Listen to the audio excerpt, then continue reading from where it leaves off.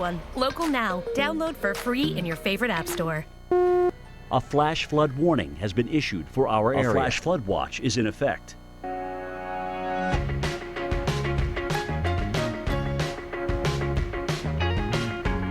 Currently in our area, 71 degrees under cloudy skies.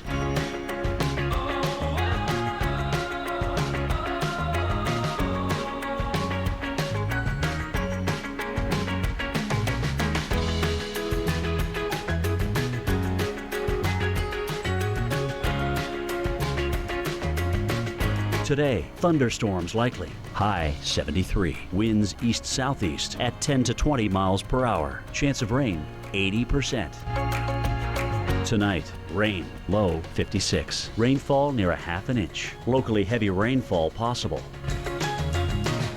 Here's our 7-day outlook.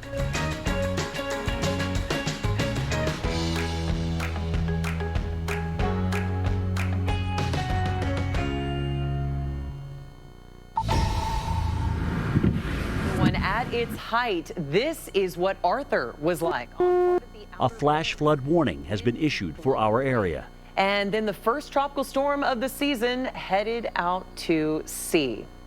But Arthur's the 6th time we've seen a tropical system before hurricane season officially begins in the Atlantic. So we asked hurricane expert Dr. Rick Knabb, should hurricane season begin a little earlier?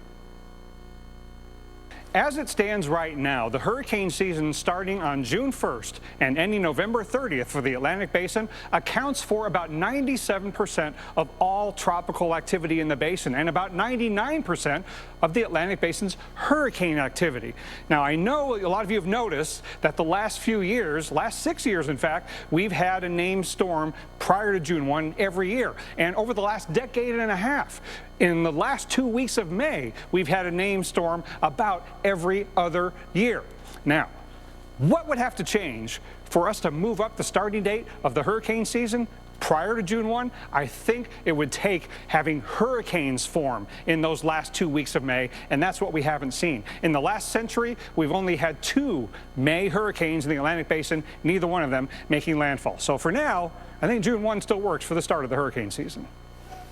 Well, thanks, Dr. Knabb. And now I want to pull in Chris here because, Chris, we're not just talking about hurricane season this year. We're also talking about it along with COVID-19.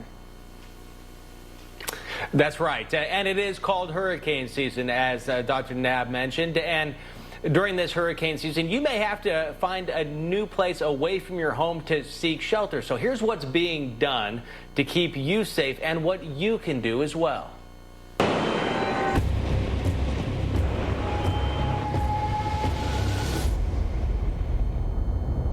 We need to open shelters. If there's a need for people to stay in one of these shelters, we have to open them. Experts agree when a hurricane is headed your way and you're asked to evacuate, you should, despite the COVID-19 virus. Someone has an immediate threat to their life.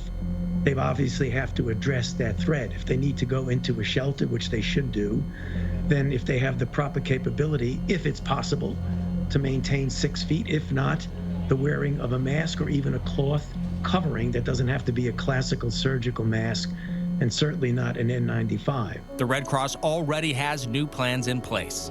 We are providing some additional cleaning opportunities for the facilities. We're actually going to be screening folks as they come into the facilities, taking temperatures. Within the facilities, we're going to be placing our cots into areas where they can be spread apart a little bit further than in a traditional shelter. They're going to be placed A flash flood warning has been issued for our area. to be doing our feeding even in a little bit different